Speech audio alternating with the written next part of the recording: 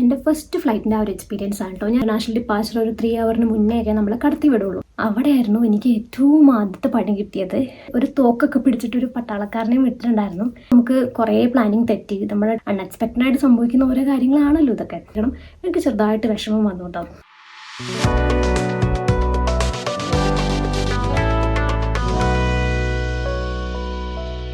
Hi guys, ഞാൻ ഇന്ന് നിങ്ങളോട് ഷെയർ ചെയ്യാൻ വേണ്ടി പോകുന്നത് എൻ്റെ ഫസ്റ്റ് ഫ്ലൈറ്റിൻ്റെ ആ ഒരു എക്സ്പീരിയൻസ് ആണ് കേട്ടോ. ഞാൻ ആദ്യമായിട്ട് ജർമ്മനിയിലേക്കാണ് ഫസ്റ്റ് ഫ്ലൈറ്റ് ട്രാവൽ ചെയ്ത് വന്നത്. അപ്പോൾ ആ ഒരു ജേർണി, ആ ഒരു ഫ്ലൈറ്റ് ജേർണിയും അതിനുശേഷം ഞാൻ എൻ്റെ ഡെസ്റ്റിനേഷനിൽ എത്തിയത് വരെയുള്ള ആ ഒരു എക്സ്പീരിയൻസാണ് പറയാൻ വേണ്ടി പോകുന്നത് കേട്ടോ.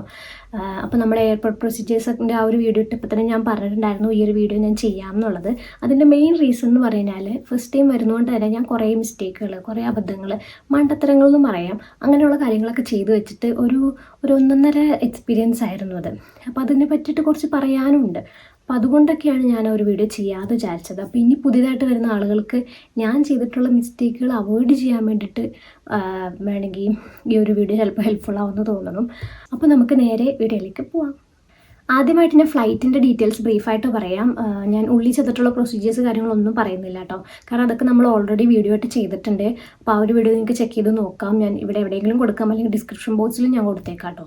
അപ്പോൾ നിങ്ങൾക്ക് ഉള്ളിലുള്ള പ്രൊസീജിയേഴ്സ് കാര്യങ്ങളൊക്കെയാണ് അറിയേണ്ടെങ്കിൽ ആ ഒരു വീഡിയോ നിങ്ങൾക്ക് കണ്ടു നോക്കാം. അതിനുശേഷം ഈ ഒരു വീഡിയോ കാണാം കേട്ടോ. അപ്പോൾ ഫ്ലൈറ്റിൻ്റെ ഡീറ്റെയിൽസ് പറയുകയാണെന്നുണ്ടെങ്കിൽ ഞാൻ എയർ ഇന്ത്യയിലാണ് വന്നിട്ടുണ്ടായിരുന്നത്. കൊച്ചി ടു ഡൽഹി, പിന്നെ ഡൽഹി ടു ഫ്രാങ്ക്ഫർട്ടാണ് അതിൻ്റെ ആ ഒരു ജേർണി വരുന്നത്. പിന്നെ പറയാനുള്ള ലഗേജിൻ്റെ കാര്യം പറയുകയാണെങ്കിൽ അന്ന് എയർ ഇന്ത്യയിൽ സ്റ്റുഡൻറ്റ് ഓഫർ ഉണ്ടായിരുന്നു. അപ്പോൾ ആ ഒരു ഓഫർ യൂസ് ചെയ്താണ് ഞാൻ ട്രാവൽ ചെയ്തിട്ടുണ്ടായിരുന്നത്. ഇപ്പോൾ അവരത് കൊടുക്കുന്നില്ല എന്ന് തോന്നുന്നു. കാരണം അന്ന് ഞാൻ ടിക്കറ്റ് ബുക്ക് ചെയ്തതിന് ശേഷം അത് ക്ലോസ് ആയിട്ടുണ്ടായിരുന്നു. ആ ഒരു മന്ത് കഴിഞ്ഞപ്പോൾ തന്നെ അവരത് ക്ലോസ് ചെയ്തിട്ടുണ്ടായിരുന്നു. അപ്പോൾ ഇപ്പോൾ അത് അവർക്കില്ലയെന്ന് തോന്നുന്നു കേട്ടോ. അപ്പോൾ അന്ന് സ്റ്റുഡൻറ്റ് ഓഫറിൽ 323 ലഗേജും, അതായത് ചെക്ക് ഇൻ ലഗേജും, ഒരു 7 kg ക്യാബിൻ ബാഗും, പിന്നെ ലാപ്ടോപ്പ് ബാഗും അവർ അലോ ചെയ്യുമായിരുന്നു സ്റ്റുഡൻസിന്. അപ്പോൾ അതായിരുന്നു ഞാൻ എടുത്തിട്ടുണ്ടായിരുന്നത്. ഫസ്റ്റ് ടൈം ആയതുകൊണ്ട് തന്നെ നമുക്ക് ഒരുപാട് ലഗേജസ് ഉണ്ടാവുമല്ലോ. അപ്പോൾ അതുകൊണ്ട് കൂടിയാണ് അന്ന് ആ ഒരു ഫ്ലൈറ്റ് ചൂസ് ചെയ്തത്. കൊച്ചിയിലാണ് എൻ്റെ വീട് വരുന്നത്. അപ്പോൾ നമ്മളവിടെ കൊച്ചിയിലുള്ള എയർപോർട്ടിലേക്ക് പോകുമ്പോൾ അവിടെ വെളിയിൽ നമുക്കൊരു ഹെൽപ്പ് ചെയ്യാനുള്ള ഒരു ഡെസ്ക് ഉണ്ട്. അവർക്ക് എന്തോ ഒരു പേയ്മെൻറ്റ് കൊടുത്തു കഴിഞ്ഞാൽ നമ്മൾ ഗേറ്റ് വരെ ചെല്ലുന്ന ആ ഒരു കൂട്ടത്തിൽ ഇവർ നമ്മുടെ കൂടെ ഒരു സ്റ്റാഫിനെ വിടും. അവർ നമ്മളെ ഗൈഡ് ചെയ്യും. നിങ്ങൾക്ക് വേണമെന്നുണ്ടെങ്കിൽ ഒരു സർവീസ് നിങ്ങൾക്ക് ചൂസ് ചെയ്യാം. അതല്ല നിങ്ങൾ കോൺഫിഡൻ്റ് ആണ്, ട്രാവൽ ചെയ്തിട്ടുണ്ട് മുന്നേ എന്നുണ്ടെങ്കിൽ അതിൻ്റെ ഒരു ആവശ്യമില്ല കേട്ടോ. ഉള്ളിൽ സ്റ്റാഫുകളുണ്ട്, അവർ ഹെൽപ്പ് ചെയ്യും. അതുപോലെ തന്നെ നിങ്ങൾക്ക് യൂട്യൂബിലെ വീഡിയോസ്, ഇപ്പോൾ ഞാൻ തന്നെ ചെയ്തിട്ടുള്ള വീഡിയോസ് നോക്കിയാൽ തന്നെ നിങ്ങൾക്ക് അത്യാവശ്യം എല്ലാ പ്രൊസീജിയേഴ്സ് വല്ല ഞാൻ പറഞ്ഞിട്ടുണ്ട്. അപ്പോൾ അത് റെഫർ ചെയ്തിട്ട്, അതുപോലുള്ള വീഡിയോസ് റെഫർ ചെയ്തിട്ട് നിങ്ങൾക്ക് പോകാമെന്നുള്ളതേ ഉള്ളൂ. ഞാൻ ഫസ്റ്റ് ടൈം ആയതുകൊണ്ടും എൻ്റെ പാരൻസിന് ഒരു ടെൻഷൻ ഉള്ളതുകൊണ്ടും നമ്മൾ ആ ഒരു സർവീസ് യൂസ് ചെയ്തിട്ടുണ്ടായിരുന്നു. കാരണം നമ്മൾ കൊച്ചിയിലൊക്കെ ആണെങ്കിൽ നമ്മൾ ചെക്ക് ഇൻ ചെയ്ത് ഉള്ളിൽ കയറാനായിട്ട് നമുക്ക് മാത്രമേ പറ്റുള്ളൂ, കൂടെയുള്ള ആൾക്കാർക്കൊന്നും പറ്റില്ല. അപ്പോൾ അതുകൊണ്ടിട്ട് ആ ഒരു സർവീസ് നമ്മൾ യൂട്ടിലൈസ് ചെയ്തിട്ടുണ്ടായിരുന്നു. അപ്പോൾ ആദ്യം നമുക്ക് കൊച്ചി ടു ഡൽഹി ഫ്ലൈറ്റാണ് വരുന്നത്. അതിൽ വേറെ കുഴപ്പങ്ങളൊന്നും ഉണ്ടായിരുന്നില്ല. പിന്നെ എനിക്ക് നല്ല രീതിയിൽ മോഷൻ സിക്നസ് ഉള്ള ഒരാളാണ് ഞാൻ. അപ്പോൾ അതിൻ്റെ ഒരു ടെൻഷൻ എനിക്കുണ്ടായിരുന്നു. എങ്ങനെ ഉണ്ടാവും നമുക്ക് ഈ ഒരു ട്രാവലിന് അറിയില്ലല്ലോ. ഒറ്റയ്ക്കായിരുന്നു ട്രാവൽ ചെയ്തിട്ടുണ്ടായിരുന്നത്. സോ എനിക്ക് തലവേദന വരുമോ, വോമിറ്റിംഗ് വരുമോ എന്നൊക്കെ ഉള്ളൊരു ടെൻഷൻ എനിക്കുണ്ടായിരുന്നു. ഒരു കൺസേൺ എനിക്കുണ്ടായിരുന്നു. കാരണം എനിക്ക് ബസ്, കാർ ഇതുപോലത്തെ ഒരു സംഭവങ്ങളും പറ്റില്ല. എനിക്ക് ഭയങ്കരമായിട്ട് തലവേദന എടുക്കും, ട്രെയിനൊന്നും പറ്റില്ല. അപ്പോൾ ഫ്ലൈറ്റ് എങ്ങനെ ഉണ്ടാകും എന്നുള്ളത് നമുക്ക് ഫസ്റ്റ് ടൈം നമ്മൾ എക്സ്പീരിയൻസ് ചെയ്യാമല്ലേ. അപ്പോൾ അതൊരു ചെറിയ കൺസേൺ ആയിട്ടുണ്ടായിരുന്നു. എനിക്ക് ഛർദ്ദിക്കാൻ വന്ന് എന്ത് ചെയ്യും, അത് ഭയങ്കര ആകെ മൊത്തത്തിൽ കൊളാവുമല്ലോ.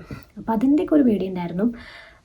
പക്ഷേ കൊച്ചി ടു ഡൽഹി ആ ഒരു ട്രാവലിൽ തന്നെ ആ ഒരു കാര്യങ്ങളൊക്കെ ക്ലിയറായി. എനിക്ക് കുഴപ്പങ്ങളൊന്നും ഉണ്ടായിരുന്നില്ല, ഓക്കെ ആയിരുന്നു. ഡൽഹി വരെ എത്തുന്ന വരെ എല്ലാം ഫൈനായിരുന്നു. ഡൽഹി എത്തിയതിന് ശേഷമാണ് നമുക്ക് വളരെ വളരെ ശോകമായിട്ടുള്ള ഒരു ഫേസൊക്കെ തുടങ്ങിയത്.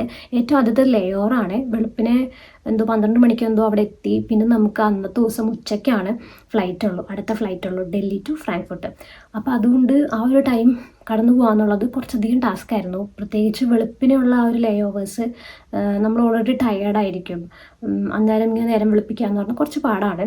ഇത്തവണ നാട്ടിൽ പോയതിൻ്റെ ആ ഒരു തിരിച്ച് വന്നപ്പോൾ ആ ഒരു വീഡിയോയിലൊക്കെ ഞാൻ പറഞ്ഞിട്ടുണ്ടായിരുന്നു, ലേ ഓവർ കുറച്ചധികം ബുദ്ധിമുട്ടാണ്. നിങ്ങൾക്ക് ഒഴിവാക്കാൻ പറ്റുന്നതാണെങ്കിൽ മാക്സിമം അത് ഒഴിവാക്കിക്കോ. അപ്പോൾ അതൊരു കുറച്ച് പ്രശ്നം ഉണ്ടായിരുന്നു. പിന്നെ അവിടെ വെച്ച് 2 ഫ്രണ്ട്സിനെ പരിചയപ്പെട്ടിട്ടുണ്ടായിരുന്നു. പിന്നെ നമ്മൾ ഒരുമിച്ചായിരുന്നു ഫ്രാങ്ക്ഫർട്ട് വരെ പോയിട്ടുണ്ടായിരുന്നത്. അപ്പോൾ നമ്മൾ വെയിറ്റിംഗ് ഏരിയയിലെല്ലാം വെയിറ്റ് ചെയ്തു. അതിനുശേഷം നമുക്ക് ഇൻ്റർനാഷണൽ ഡിപ്പാച്ചർ ഒരു 3 hourന് മുന്നേയൊക്കെ നമ്മളെ കടത്തി വിടുള്ളൂ. അപ്പോൾ ഈ ഒരു വെയിറ്റിംഗ് ഏരിയയിൽ നിന്ന് നമുക്ക് ഇൻ്റർനാഷണൽ ഡിപ്പാച്ചറിലേക്ക് പോകുന്നതിന് മുന്നേ ഒരു ചെക്കിങ് കൂടെ ഉണ്ടാവും. അതിന് ശേഷമാണ് നമ്മൾ അപ്പുറത്തേക്ക് കടത്തി വിടുള്ളൂ. അപ്പോൾ നമ്മൾ അതിന് മുന്നേയുള്ള സ്ഥലത്ത് നമ്മൾ വെയിറ്റൊക്കെ ചെയ്തു.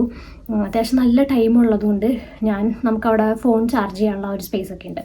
അപ്പോൾ അവിടെ ഫോണെല്ലാം ചാർജ് ചെയ്തെല്ലാം സെറ്റാക്കി. കാരണം നമുക്ക് ഫ്രാങ്ക്ഫർട്ടിലൊക്കെ എത്തിക്കഴിഞ്ഞതിന് പിന്നെ നമുക്ക് യൂസ് ചെയ്യാൻ ഫോൺ അത്യാവശ്യം ഫുള്ളി ചാർജ്ഡ് ആയിരിക്കണമല്ലോ. അപ്പോൾ അതൊക്കെ സെറ്റ് ചെയ്തു. അതിനുശേഷം നമ്മൾ ആ ഒരു ചെക്കിങ്ങിലേക്ക് പോയി. 3 hour മുന്നേക്ക് ആയപ്പോഴത്തേക്കും നമ്മൾ ആ ഒരു ചെക്കിങ്ങിലേക്ക് പോയി. അവിടെ ചെന്ന് നമ്മൾ അവിടെ ഓഫീസേഴ്സ് ഉണ്ടാകും. അവരുടെ അടുത്ത് പാസ്പോർട്ടും വിസയും കാര്യങ്ങളെല്ലാം കാണിച്ച് കഴിയുമ്പം അവരപ്പുറത്തേക്ക് കടത്തി വിടും. അങ്ങനെ അപ്പുറത്തേക്ക് കടന്ന് നമ്മൾ ആ ഒരു ഇൻ്റർനാഷണൽ ഡിപ്പാച്ചറിൽ ആദ്യം വരുന്നത് ഇമിഗ്രേഷനാണ്. ഇമിഗ്രേഷൻ്റെ അവിടെ നമ്മൾ ക്യൂ നിൽക്കുമായിരുന്നു. ക്യൂ നിന്നപ്പോഴാണ് എനിക്ക് മനസ്സിലായത് എൻ്റെ കയ്യിൽ എന്തോ ഒരു സാധനം ഇല്ല. ഞാൻ ഫോണാണ് തപ്പിയത്. ഓഫ് കോഴ്സ് നമ്മളെപ്പോഴും ഫോൺ കയ്യിലുണ്ടോ എന്ന് നോക്കുമല്ലോ. അങ്ങനെ തപ്പിയപ്പോഴത്തേക്കും എൻ്റെ ഫോൺ കയ്യിലില്ല. അവിടെയായിരുന്നു എനിക്ക് ഏറ്റവും ആദ്യത്തെ പണി കിട്ടിയത്. നമ്മൾ ഒരു വെയിറ്റിംഗ് റൂമിലിരുന്നു എന്ന് പറഞ്ഞല്ലോ, അവിടുത്തെ ചാർജിങ് പോയിന്റിൽ ഞാൻ ഫോൺ മറന്ന് വെച്ചു. അത് ബാക്കിലായിട്ടാണ് ഉണ്ടാവുക, അല്ലെങ്കിൽ സൈഡിലോ ബാക്കിലോ അങ്ങനെ എവിടെയെങ്കിലും ഒരു മൂലയിലായിരിക്കുമല്ലോ ഉണ്ടാവുക ഇതുപോലത്തെ ചാർജിങ് സ്പോട്ടുകളൊക്കെ. അവിടെ ഞാൻ ഈ ഫോൺ വെച്ച് മറന്നു. സാധാരണ ഞാൻ അങ്ങനത്തെ ഐറ്റംസുകളൊന്നും മറക്കാത്തതാണ്, പക്ഷെ മറന്നു.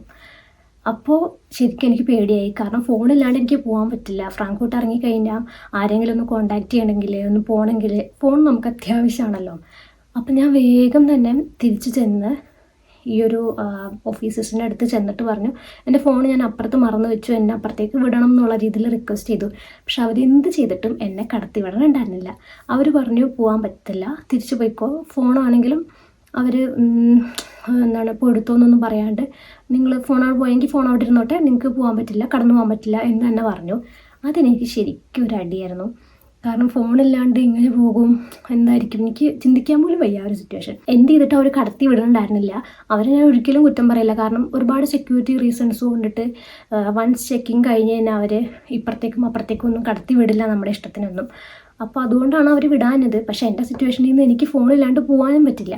അങ്ങനെ എങ്ങനെയൊക്കെ അവരോട് പറഞ്ഞ് അവരെന്നെ കടത്തി വിടാൻ സമ്മതിച്ചു. അതിൻ്റെ മെയിൻ റീസൺ അവർ ചെക്കിങ്ങിൽ നിന്നിട്ടുണ്ടായിരുന്ന ആ ഒരു ഏരിയയോട് ചേർന്നിട്ടായിരുന്നു ഞാൻ ഇരുന്നിട്ടുണ്ടായിരുന്ന എൻ്റെ വെയിറ്റിംഗ് റൂമും ആ ഒരു ചാർജിങ് സ്പോട്ടും. അപ്പോൾ എനിക്ക് ജസ്റ്റ് ഇങ്ങനെ ചൂണ്ടിയിട്ട് കാണിക്കാൻ പറ്റുന്ന ആ ഒരു അകലത്തിലായിരുന്നു ഉണ്ടായിരുന്നത്.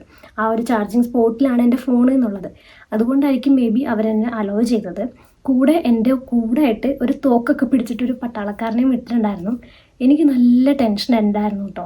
ഒന്ന്, ഫോൺ അവിടെ ചാർജിങ് സ്പോട്ടിൽ തന്നെ ഉണ്ടോ എന്നുള്ള ടെൻഷൻ. 2, നമുക്കറിയില്ല ഏത് നിമിഷം അവർ നമ്മളെ വെടിവെക്കും എന്നൊക്കെയുള്ളൊരു ഫീലായിരിക്കുമല്ലോ. അപ്പോൾ ഒരു പട്ടാളക്കാരൻ വന്നു. ചെന്ന് നോക്കിയപ്പോൾ ഫോൺ ഉണ്ടായിരുന്നു. അതുകൊണ്ട് വലിയ സീനൊന്നും ഉണ്ടായിരുന്നില്ല. ഞാൻ അവരോട് പറഞ്ഞു ഇതാണ് എൻ്റെ ഫോണെന്ന് പറഞ്ഞു. അവരെടുത്തോളാൻ പെർമിഷൻ തന്നതിന് ശേഷമാണ് ഞാനത് എടുത്തത്. അതുകൊണ്ട് എങ്ങനെയൊക്കെ ആ ഒരു കാര്യം ഞാൻ ആ ഒരു കാര്യത്തിൽ നിന്ന് സെറ്റായി തിരിച്ചു പോന്നു. അങ്ങനെ പിന്നെ ഇമിഗ്രേഷനൊക്കെ കഴിഞ്ഞു. ഫ്രാങ്ക്ഫർട്ട് എത്തി. അതുവരെയുള്ള യാത്ര പിന്നെയും കുഴപ്പമൊന്നും ഉണ്ടായിരുന്നില്ല. വേറെ ഫ്ലൈറ്റിൻ്റെ ഉള്ളിലാണെങ്കിൽ എനിക്ക് അങ്ങനത്തെ വേറെ വിഷയങ്ങളോ കാര്യങ്ങളോ അങ്ങനത്തെ ഒരു പ്രശ്നങ്ങളോ ഉണ്ടായിരുന്നില്ല. ആ ഒരു കാര്യങ്ങളൊക്കെ സേഫായിരുന്നു. അങ്ങനെ ഞാൻ ഫ്രാങ്ക്ഫർട്ടിൽ എത്തുന്നത് ഏകദേശം ഒരു 6 മണി ആ ഒരു ടൈമിലൊക്കെയാണ്. കൂടുതലും എയർ ഇന്ത്യയുടെ ഫ്ലൈറ്റുകളൊക്കെ ആ ഒരു ടൈമിൽ എത്തുന്നതെന്ന് തോന്നുന്നു. അപ്പോൾ ഒരു 6:40 ആ ഒരു ടൈമിലൊക്കെ എത്തിക്കഴിഞ്ഞ് നമ്മൾ ഈ ഒരു ലഗേജൊക്കെ കളക്ട് ചെയ്ത് ഇറങ്ങുമ്പം മേ ബി നമ്മുടെ ആ ഒരു തിരക്കനുസരിച്ചിട്ട് ചിലപ്പോൾ 8 മണിയാവാം, ആ ഒരു ടൈമൊക്കെ ആവും. അപ്പോൾ അതുകൊണ്ടിട്ട് ബൈറോയ്ത്ത് എന്ന് പറഞ്ഞാൽ അത്യാവശ്യം 4 hourനൊക്കെ മുകളിൽ ദൂരം ഉണ്ട് എത്താനായിട്ട്. അപ്പോൾ അതുകൊണ്ട് രാത്രി ട്രാവൽ ചെയ്യേണ്ട. കാരണം അവിടെ എത്തിക്കഴിഞ്ഞ് കഴിഞ്ഞാലും നല്ല ലേറ്റ് നൈറ്റ് ആവും. അപ്പോൾ കൂട്ടാൻ വരാനൊന്നും ആർക്കും പറ്റില്ല. അപ്പോൾ അങ്ങനത്തെ കാര്യങ്ങളൊക്കെ ഉള്ളതുകൊണ്ട് നമ്മൾ ഏർലി മോർണിങ്ങിനുള്ള ഒരു ട്രെയിനായിരുന്നു ബുക്ക് ചെയ്തിട്ടുണ്ടായിരുന്നത്. ഓൾറെഡി നമ്മൾ ട്രെയിൻ ടിക്കറ്റൊക്കെ ബുക്ക് ചെയ്തിട്ടുണ്ടായിരുന്നു കേട്ടോ. വെളുപ്പിന് എന്താണ്ട് ഒരു 5 മണിക്ക് എന്താണ് ബുക്ക് ചെയ്തത്. കാരണം ഒരു 8 മണി 9 മണിക്ക് എത്തിക്കഴിഞ്ഞ് 5 മണി ഏറ്റവും ആദ്യം വെളുപ്പിനെ വരുന്ന ആ ഒരു ട്രെയിൻ നോക്കി ബുക്ക് ചെയ്തതാണ്. കാരണം നമ്മൾ അവിടെ തന്നെ വെയിറ്റ് ചെയ്യാമെന്നാണ് പ്ലാൻ ചെയ്തിട്ടുണ്ടായിരുന്നത്. അപ്പോൾ അവിടെ എത്തി. അവിടെ ഒരു ഫ്രണ്ട് മീറ്റ് ചെയ്യാൻ വന്നിട്ടുണ്ടായിരുന്നു. അപ്പം എൻ്റെ പ്ലാൻ അവിടെ വെയിറ്റ് ചെയ്യാന്നുള്ളതായിരുന്നു. പിന്നെ നമ്മൾ ഇവഞ്ച്വലി നമ്മൾ പിന്നെ വീട്ടിൽ പോയി അവരുടെ അടുത്ത് പോയി റെസ്റ്റ് ചെയ്യാം എന്ന് പ്ലാൻ ചെയ്തു. അത് അന്നേരം ഉണ്ടായ പ്ലാനിങ് ആണ് കേട്ടോ. അങ്ങനെ അവിടെ പോയി അന്നത്തെ ദിവസം സ്റ്റേ ചെയ്തു. വെളുപ്പിന് 5 മണിക്കായിരുന്നു നമ്മുടെ ട്രെയിൻ ഉണ്ടായിരുന്നത്. അപ്പോൾ അതുകൊണ്ട് ഏകദേശം ഒരു 2 മണിയൊക്കെ ആകുമ്പോൾ ഉറക്കം എണീറ്റ് റെഡിയൊക്കെ ആയി ഇറങ്ങണമായിരുന്നു. കാരണം റെയിൽവേ സ്റ്റേഷനിൽ നിന്ന് കുറച്ചൊരു ദൂരം ഉണ്ടായിരുന്നു ഈ ഒരു ഫ്രണ്ടിൻ്റെ വീട്ടിലേക്ക്. അപ്പോൾ അങ്ങനെ നമ്മൾ നേരത്തെ കിടന്നുറങ്ങി നമ്മളൊരു ടാക്സി ബുക്ക് ചെയ്തിട്ടുണ്ടായിരുന്നു പോകാൻ വേണ്ടി. കാരണം അത്രയും ഏർലി മോർണിംഗിൽ നമ്മൾ ബസ്സും കാര്യങ്ങളൊന്നും ഫ്രീക്വൻ്റ് ആയിട്ട് ഉണ്ടാവില്ല ആ ഒരു ടൈമിലൊന്നും. അതുകൊണ്ട് നമ്മൾ ടാക്സി ബുക്ക് ചെയ്തിട്ടുണ്ടായിരുന്നു. അങ്ങനെ നമ്മൾ ആ ഒരു ടാക്സിക്ക് വേണ്ടി വെയിറ്റ് ചെയ്തു. ആ ഒരു ടാക്സി ലേറ്റ് ആയിട്ടാണ് വന്നത് ഫസ്റ്റ് ഓഫ് ഓൾ. അപ്പോൾ അവിടെ തന്നെ നമുക്ക് കുറേ പ്ലാനിങ് തെറ്റി. നമ്മുടെ ട്രെയിൻ കിട്ടുമോ കിട്ടില്ലേ അങ്ങനത്തെ ഒരു ബോർഡറിൽ വരുന്ന ആ ഒരു രീതിയിലായിപ്പോയി അവർ വന്നത്. അതിനുശേഷം നമ്മൾ റെയിൽവേ സ്റ്റേഷനിൽ എത്തിക്കഴിഞ്ഞാണെങ്കിലും ആ ഒരു ടാക്സി ഡ്രൈവർ നമ്മുടെ അടുത്ത് നിന്ന് എക്സ്ട്രാ മണി ചോദിച്ചു വാങ്ങിയിട്ടുണ്ടായിരുന്നു. അപ്പോൾ അങ്ങനെ നമുക്ക് അങ്ങനെയും കുറച്ച് പൈസ ലോസായി. അതിനുശേഷം നമ്മൾ ഓടിപ്പിടിച്ച് റെയിൽവേ സ്റ്റേഷനിൽ ചെന്നപ്പം ഒരു 2-3 മിനിറ്റ്സിൽ നമ്മുടെ ആ ഒരു ട്രെയിൻ നമുക്ക് മിസ്സായി. അങ്ങനെ പിന്നെയും ഇടിയൊട്ടിനെ പാമ്പ് അടിച്ച പോലെ മൊത്തത്തിലൊരു അവസ്ഥയായിരുന്നു. അപ്പോൾ നമുക്കിനി അടുത്ത ട്രെയിൻ ടിക്കറ്റ് എടുക്കണം. അപ്പോൾ അതിനുള്ള കാര്യത്തിന് വേണ്ടിയിട്ടായി അടുത്ത ഓട്ടം. കാരണം അത് കഴിഞ്ഞ് എന്തോ ഒരു 1 hour എന്തോ കഴിയുമ്പോഴോ ഹാഫ് ആൻ അവർ എന്തോ കഴിയുമ്പോൾ അടുത്ത ട്രെയിൻ ഉണ്ടായിരുന്നു. ടിക്കറ്റ് എടുക്കാൻ വേണ്ടിയിട്ട് നമ്മൾ വെൻഡിങ് മെഷീൻസ് നമ്മളുടെ റെയിൽവേ സ്റ്റേഷൻസിലുണ്ടാവും. അവിടെ പോയി എനിക്കും അറിയില്ല, കൂടെ നിൽക്കുന്ന ആൾക്കാർക്കും ടിക്കറ്റ് എങ്ങനെ എടുക്കണമെന്നൊന്നും അറിയില്ല. നമ്മൾ അവിടെ ചെന്ന് ഒരു പോലീസ് ഓഫീസറിനോട് ചോദിച്ചു എങ്ങനെ എടുക്കുന്നതെന്ന്. അപ്പം ആൾ പറഞ്ഞു എൻ്റെ അടുത്ത് നോക്കിയാൽ മതി, അതിൽ ഇൻസ്ട്രക്ഷൻ ഉണ്ട്, അതനുസരിച്ച് എടുത്തോളാൻ പറഞ്ഞു. അങ്ങനെ ആൾ നമ്മളെ ഹെൽപ്പ് ചെയ്തില്ല. പിന്നെ ഒരു കണക്കിന് ഞാനിങ്ങനെ നമ്മൾ തപ്പിപ്പിടിച്ച് ഞാൻ തന്നെ ടിക്കറ്റ് എടുത്തു കേട്ടോ. അപ്പോൾ അങ്ങനെ നമുക്ക് ടിക്കറ്റ് ചാർജ് നമുക്ക് എക്സ്ട്രാ കൊടുക്കേണ്ടി വന്നു. നമ്മൾ ഓൾറെഡി ട്രെയിൻ ടിക്കറ്റ് ബുക്ക് ചെയ്തതാണ്. അപ്പോൾ നമ്മൾ ഓൾറെഡി പേ ചെയ്തതാണ്. നമ്മൾ ഈ ഒരു സ്ഥലത്തെത്തിയിട്ട് നമ്മൾ ട്രെയിൻ ടിക്കറ്റ് എടുക്കുമ്പോൾ നല്ല പൈസയാകും. നമ്മൾ നേരത്തെ ബുക്ക് ചെയ്താൽ നമുക്ക് കുറച്ചൊക്കെ പൈസ നമുക്ക് സേവ് ചെയ്യാൻ പറ്റും. പക്ഷെ നമ്മൾ അന്നത്തെ ദിവസം വന്നിട്ട് അല്ലെങ്കിൽ റെയിൽവേ സ്റ്റേഷനിൽ വന്നിട്ടൊക്കെ ടിക്കറ്റ് എടുക്കുകയാണെങ്കിൽ നല്ല പൈസയാവും. അപ്പോൾ അങ്ങനെ നമുക്ക് പിന്നെയും പൈസ എക്സ്ട്രാ അതിന് വേണ്ടി മുടക്കേണ്ടി വന്നു. ഏതോ ഒരു എനിക്ക് തോന്നുന്നു ഒരു 60-70 euro എന്തോ ആയി നമുക്ക് ട്രെയിൻ ടിക്കറ്റിന്. പിന്നെ അത് നമ്മൾ 2ാമത്തെ തവണ എടുക്കുന്നത് കേട്ടോ. അപ്പോൾ പിന്നെയും അവിടെ കുറേ പൈസ നമുക്ക് ചിലവായി. അപ്പം അതെനിക്ക് പിന്നെയും വിഷമമായിട്ടോ. നമ്മൾ അൺഎക്സ്പെക്റ്റഡായിട്ട് സംഭവിക്കുന്ന ഓരോ കാര്യങ്ങളാണല്ലോ ഇതൊക്കെ. അങ്ങനെ ഫ്രാങ്ക്ഫർട്ടിൽ നിന്ന് നമ്മൾ ട്രെയിൻ കയറി. നമ്മൾ IC ബുക്ക് ചെയ്തിട്ടുണ്ടായിരുന്നു. പക്ഷേ ഫ്രാങ്ക്ഫർട്ടിൽ നിന്ന് ബൈറോയത്തിലേക്ക് നമ്മൾ IC ബുക്ക് ചെയ്താലും ന്യൂറംബർഗ് വരെ ഉണ്ടാവുള്ളൂ IC. അതിനുശേഷം നമ്മൾ റീജിയണൽ ട്രെയിൻ ബുക്ക് ചെയ്യണം. കാരണം ഡയറക്റ്റ് ഫ്രാങ്ക്ഫർട്ട് ബൈറോയത്തിലേക്ക് ICs ഇല്ല. അപ്പോൾ അങ്ങനെയായിരുന്നു നമ്മുടെ ട്രാവൽ ഉണ്ടായിരുന്നത്. ന്യൂറംബർഗിൽ വന്ന് നമുക്ക് ട്രെയിൻ മാറി കയറണം. അങ്ങനെ ഞാൻ അവിടെ നിന്ന് ട്രെയിൻ കയറി. ഞാൻ ഒറ്റയ്ക്ക് തന്നെയാണ് കേട്ടോ ഈ ഒരു ട്രാവലിലും ഉണ്ടായിരുന്നത്. അവിടെ നിന്ന് എൻ്റെ ഫ്രണ്ട് കയറ്റി വിട്ടു. അതിനുശേഷം ഞാനും എൻ്റെ ഇത്രയും പെട്ടികൾ, അതായിരുന്നു എനിക്ക് ഏറ്റവും അടുത്തൊരു പ്രശ്നം. ഇതും കൊണ്ട് ട്രെയിനിൻ്റെ അകത്ത് നമ്മൾ ചെല്ലുമ്പോൾ നമുക്കിരിക്കാനുള്ള സ്ഥലം തന്നെ ഉണ്ടാവുമെന്നറിയില്ല. അതിനിടയിൽ ഇത്രയും പെട്ടികൾ മറ്റുള്ളവർക്ക് തടച്ചില്ലാണ്ട് വെക്കണം. അപ്പോൾ അങ്ങനത്തെ കാര്യങ്ങളൊക്കെ കുറച്ച് പാടായിരുന്നു. അപ്പോൾ ആർക്കും ശരിയില്ലാത്ത രീതിയിൽ ഞാൻ ഏകദേശം ഒതുക്കി വെച്ചു. കാരണം വെളുപ്പിനേക്കുള്ള വണ്ടി ആയതുകൊണ്ട് അതൊന്നും തിരക്കൊന്നും ഉണ്ടായിരുന്നില്ല. അങ്ങനെ പെട്ടികളും കാര്യങ്ങളൊക്കെ മറ്റുള്ളവർക്ക് തടസ്സില്ലാണ്ട് ഒതുക്കിയൊക്കെ വെച്ച് ഞാൻ വെയിറ്റ് ചെയ്തു. ഉറങ്ങിയില്ല ഞാൻ. കാരണം ഒന്ന് പെട്ടികൾ ആരെങ്കിലും എടുത്തിട്ട് പോയി പണി കിട്ടൂലേ, അത് പിന്നെ ഒറ്റയ്ക്കും ആയതുകൊണ്ടിട്ട് നമ്മൾ ശ്രദ്ധ വേണമല്ലോ. അങ്ങനെ ഉറങ്ങാണ്ട് ഞാനിങ്ങനെ കാത്തിരുന്ന് ന്യൂറംബർഗ് എത്തിക്കഴിഞ്ഞിട്ട് എനിക്ക് തോന്നുന്നു എന്തോ ഒരു 10 minutes എന്തോ ട്രാൻസ്ഫർ ഉണ്ടായിരുന്നു എന്ന് തോന്നുന്നു. കറക്റ്റ് ഓർമ്മയില്ല. പക്ഷേ ഒരുപാട് ടൈം ഉണ്ടായിരുന്നില്ല, ഒരുപാട് കുറവോ അല്ലാത്തൊരു ടൈമായിരുന്നു ഉണ്ടായിരുന്നത്. ട്രാൻസ്ഫർ ടൈം ഉണ്ടാവും നമുക്ക് ആ ഒരു പ്ലാറ്റ്ഫോമിൽ നിന്ന്. ചിലപ്പോൾ വേറെ പ്ലാറ്റ്ഫോമിലേക്കായിരിക്കും നമ്മുടെ അടുത്ത ട്രെയിൻ ഉണ്ടാവുക. അപ്പോൾ അതിലേക്ക് മാറാനുള്ള ഒരു ടൈം ഉണ്ടാവും. അങ്ങനെ പെട്ടിയൊക്കെ ഇറക്കി എനിക്ക് പ്ലാറ്റ്ഫോം മാറണം. അപ്പോൾ അന്ന് ന്യൂറംബർഗിൽ ഞാൻ വന്നിറങ്ങുന്നത് ഏതോ ഒരു ഇപ്പോൾ ഒരു 5, 6, 7 ആ ഒരു പ്ലാറ്റ്ഫോമിലാണെങ്കിൽ എനിക്ക് അടുത്ത ട്രെയിൻ വരുന്നത് എന്തോ ഒരു 21, 22 അങ്ങനത്തെ ഒരു പ്ലാറ്റ്ഫോമിലാണ്. ഞാൻ ഒരു എക്സാമ്പിൾ പോലെ പറഞ്ഞാണ് കേട്ടോ. കാരണം അത്രയും ഡിഫറൻസ് ഉണ്ട് എൻ്റെ പ്ലാറ്റ്ഫോമുകൾ തമ്മിൽ. അങ്ങനെ എനിക്ക് പ്ലാറ്റ്ഫോം മാറണം. ഞാൻ അവിടെ ലിഫ്റ്റ് കണ്ടിട്ടുണ്ടായിരുന്നു. പക്ഷേ എനിക്കെന്തോ പേടിയായിരുന്നു ലിഫ്റ്റിൽ പോകാനായിട്ട്. കാരണം ഓരോ സ്ഥലത്തും ഓരോ രാജ്യത്തൊക്കെ ഓരോ രീതിയിലല്ലേ ഉണ്ടാവുക. അപ്പോൾ ലിഫ്റ്റ് കയറി കഴിഞ്ഞ് ഞാൻ കുത്തുന്ന വല്ല മാറിപ്പോയിട്ട് വേറെ ഏതെങ്കിലും പ്ലാറ്റ്ഫോമിലോ അല്ലെങ്കിൽ വല്ല ബേസ്മെൻറ്റിലൊക്കെ ചെന്നെത്തിയാലോ അങ്ങനത്തെ ടെൻഷനുകളൊക്കെ ആയിരുന്നു എനിക്ക്. മേ ബി ഫസ്റ്റ് ടൈം എല്ലാവർക്കും തന്നെ ഇതുപോലെയൊക്കെ ടെൻഷൻ ഉണ്ടാവുമായിരിക്കും. എനിക്കുണ്ടായിരുന്നു ആ ഒരു പേടി. അതുകൊണ്ടായിരുന്നു ഞാൻ ലിഫ്റ്റിൽ പോകണ്ടെന്ന് തീരുമാനിച്ച് സ്റ്റെപ്പ് വഴി പോകാമെന്ന് വിചാരിച്ചു. അതും ഇത്രയും പെട്ടിയായിട്ടാണെന്ന് വിചാരിക്കണം കേട്ടോ. അപ്പോൾ എൻ്റെ കൺസേണിൽ ഞാൻ വേറെ എവിടെയെങ്കിലും ചെന്ന് ഇറങ്ങി പോകുന്നതിനേക്കാളും ബെറ്റർ എനിക്ക് നേരെ കാണാൻ പറ്റുന്ന ആ ഒരു സ്റ്റെപ്പ് യൂസ് ചെയ്യാം, ഇത്തിരി കഷ്ടപ്പെട്ടിട്ടാണെങ്കിലും എന്നുള്ളതായിരുന്നു. പക്ഷേ ഇത്രയും ലഗേജ് ഞാൻ നേരത്തെ ആദ്യമേ പറഞ്ഞ പോലെ 323ൻ്റെ ലഗേജും ഒരു 7 kg ക്യാബിൻ ബാഗ്, അതെൻ്റെ ട്രോളി ബാഗ് തന്നെയാണ്. അപ്പോൾ ഓൾറെഡി 3 വലിയ ട്രോളി ബാഗ്സ് എൻ്റെ കയ്യിലുണ്ട്. കൂടെ ഒരു 4ാമത്തെ ഒരു ട്രോളി ബാഗും ഉണ്ട് 7 kg. മൊത്തം 4 ട്രോളി ബാഗ് തന്നെ ഉണ്ട് കയ്യിൽ. ബാക്ക് പാക്കായിട്ടൊരു ബാഗും ഉണ്ട്. അത്യാവശ്യം ഹെവി ആയിട്ടുള്ള ഒരു ട്രോളി ബാഗ് ആണെന്നുണ്ടെങ്കിൽ 2 ട്രോളി ബാഗ് കൊണ്ടുപോകാൻ നമുക്ക് അത്യാവശ്യം പാടാണ്. അതിൻ്റെ കൂടെ 4 എണ്ണമാണ് ഞാൻ കൊണ്ടുപോകുന്നത്. അപ്പോൾ ഈ വീഡിയോയിലൊക്കെ കാണുമ്പോൾ എന്നെ കാണാൻ കുറേ ഉണ്ടെങ്കിലും ഞാൻ ഭയങ്കര ചെറുതാണ്. അപ്പം എന്നെ സംബന്ധിച്ചത് ഭയങ്കര വലിയ വെയിറ്റാണ്. എൻ്റെ വെയിറ്റിൻ്റെയൊക്കെ ഒരു ഇരട്ടീൻ്റെ ആ ഒരു വെയിറ്റാണ് ഞാൻ ക്യാരി ചെയ്യണേ. അങ്ങനെ ഞാൻ സ്റ്റെപ്പ് ഇറങ്ങി, നമ്മൾ വന്നിറങ്ങുന്ന പ്ലാറ്റ്ഫോമിൽ നിന്ന് സ്റ്റെപ്പ് ഇറങ്ങി. നമുക്ക് അത്യാവശ്യം കുറച്ച് ദൂരം ഇങ്ങനെ മുന്നിലേക്ക് നടക്കാനുണ്ട്. മുന്നിലേക്ക് നടന്ന് സ്റ്റെപ്പ് കയറണം, അടുത്ത പ്ലാറ്റ്ഫോമിലേക്ക് സ്റ്റെപ്പ് കയറണം. അത്രയും ഉണ്ടായിരുന്നു. ഇതൊക്കെ ഞാൻ ഒരു കണക്കിന്, നമുക്ക് 5 പെട്ടിയും എടുക്കാൻ പറ്റില്ലല്ലോ. സ്റ്റെപ്പ് കയറുമ്പോൾ നമുക്ക് ഓരോന്നായിട്ടേ പറ്റുള്ളൂ. ഓരോന്നോരോന്ന് ഇറക്കി വെച്ച് സെറ്റാക്കി ഞാൻ എങ്ങനെയൊക്കെയോ അടുത്ത പ്ലാറ്റ്ഫോമിൽ വന്ന് കയറിയപ്പോൾ എൻ്റെ ആ ഒരു ട്രെയിൻ മിസ്സായിട്ടുണ്ടായിരുന്നു. കാരണം സമയം നോക്കാനുള്ള ഗ്യാപ്പില്ല. ഞാൻ പെട്ടെന്ന് ധൃതി പിടിച്ച് മാറ്റാൻ നോക്കുന്നുണ്ട്. പക്ഷേ വെയിറ്റ് ഉള്ളതുകൊണ്ട് തന്നെ ഞാൻ പതുക്കെയാണ് ഓരോന്നോരോന്ന് മാറ്റണേ. അങ്ങനെ മാറ്റി വന്നപ്പോൾ എനിക്ക് ആ ട്രെയിൻ മിസ്സായി. അപ്പോൾ എനിക്ക് പിന്നെയും എന്ത് ചെയ്യും, ഇനിയും ടിക്കറ്റ് എടുക്കണോ എന്നുള്ള ടെൻഷനായി. പക്ഷേ ആ ഒരു ടിക്കറ്റ് നമ്മൾ എടുക്കേണ്ട കാര്യമില്ലായിരുന്നു. നമുക്ക് അടുത്തുള്ള ട്രെയിൻ നമുക്ക് ആ ഒരു ടിക്കറ്റ് വെച്ച് തന്നെ കയറാൻ പറ്റുമായിരുന്നു. അപ്പോൾ അതുകൊണ്ട് ടിക്കറ്റൊന്നും എടുക്കേണ്ടി വന്നില്ല. അവിടെ വെയിറ്റ് ചെയ്തു. ഒരു ½ an hour എന്തോ കഴിഞ്ഞപ്പം അടുത്ത ട്രെയിൻ വരുമായിരുന്നു. അതിൽ കയറി പോയാൽ മതിയായിരുന്നു. അങ്ങനെ ഞാൻ അവിടെ വെയിറ്റ് ചെയ്തു. അത്യാവശ്യം തണുപ്പുള്ള ദിവസമായിരുന്നു കേട്ടോ ഞാൻ വന്നത്. മഴയൊക്കെ ഉണ്ടായിരുന്നു. പിന്നെ ഇത്രയും ലഗേജ് നമ്മളിങ്ങനെ പൊക്കി വെച്ച് എൻ്റെ കൈയൊക്കെ നല്ല ചുമന്നിട്ടുണ്ടായിരുന്നു. അങ്ങനെ ട്രെയിൻ വന്നു കഴിഞ്ഞ് എനിക്ക് ഓൾറെഡി എൻ്റെ കൈയൊക്കെ ടയേർഡായി, തണുത്തിരിക്കുകയാണ്, ഭയങ്കര വേദനയായിട്ടിരിക്കുകയാണ്. അതുകൊണ്ടൊക്കെ ആയിരിക്കണം ഈ ട്രെയിനിലേക്ക് ഒരു ലഗേജ് കയറ്റി വെക്കാൻ എനിക്ക് ഭയങ്കര പാടായിരുന്നു. ഈ റീജിയണൽ ട്രെയിനിൽ ചിലത് പ്ലാറ്റ്ഫോമിൻ്റെ നേരെ തന്നെ ഇങ്ങനെ ഓപ്പണിംഗ് വരുന്ന രീതിയിലുണ്ടാവും. അങ്ങനെ ഉണ്ടെങ്കിൽ വലിയ സീനില്ല, നമുക്ക് നേരെ കയറ്റി വെക്കാം. ചിലത് സ്റ്റെപ്പായിരിക്കും ഉണ്ടാവുക. സ്റ്റെപ്പ് കുറച്ച് ഇടുങ്ങിയ സ്റ്റെപ്പും ആയിരിക്കും, കുറച്ചിങ്ങനെ ഹൈറ്റിൽ നിൽക്കുന്നൊരു സ്റ്റെപ്പും ആയിരിക്കും. അപ്പോൾ അങ്ങനത്തെ ട്രെയിനായിരുന്നു അത്. അപ്പം 3 സ്റ്റെപ്പ് ഉണ്ടാവും പൊതുവെ. ഈ 3 സ്റ്റെപ്പ് കയറ്റി പൊക്കി വെക്കാനുള്ള ആ ഒരു സ്ട്രെങ്ത് എനിക്ക് അന്നേരം ഉണ്ടായിരുന്നില്ല. ഞാൻ അപ്പോഴത്തേക്കും ഭയങ്കരമായിട്ട് എനിക്ക് ടയേർഡായി. ഞാൻ കയറ്റി വെക്കാൻ എങ്ങനെ നോക്കിയിട്ട് കയറുന്നില്ല. എനിക്ക് ഭയങ്കരമായിട്ട് ടെൻഷനായി തുടങ്ങി. കാരണം ഒരുപാട് ആൾക്കാരൊന്നും ഉണ്ടായിരുന്നില്ല ട്രെയിനിൽ കയറാനായിട്ട്. അപ്പോൾ അതുകൊണ്ട് ആരോട് ഹെൽപ്പ് ചോദിക്കാനും പറ്റുന്നില്ല. ഈ ഒരു ട്രെയിനും കൂടെ മിസ്സായി കഴിഞ്ഞാൽ ഇനി എന്ത് ചെയ്യും എന്നൊക്കെ ഉള്ളൊരു ടെൻഷനായി. പക്ഷേ അന്നേരത്തേക്കൊരു ചേട്ടൻ പുറകിൽ കയറാൻ വേണ്ടിയിട്ട് വന്നു. അപ്പോൾ ആളെനിക്ക് ഹെൽപ്പ് ചെയ്ത് തന്നു. ആളെന്നെ ശരിക്കും ഹെൽപ്പ് ചെയ്തു. ആൾ തന്നെ എല്ലാ പെട്ടിയും അകത്ത് കയറ്റി വെച്ച് തന്നു.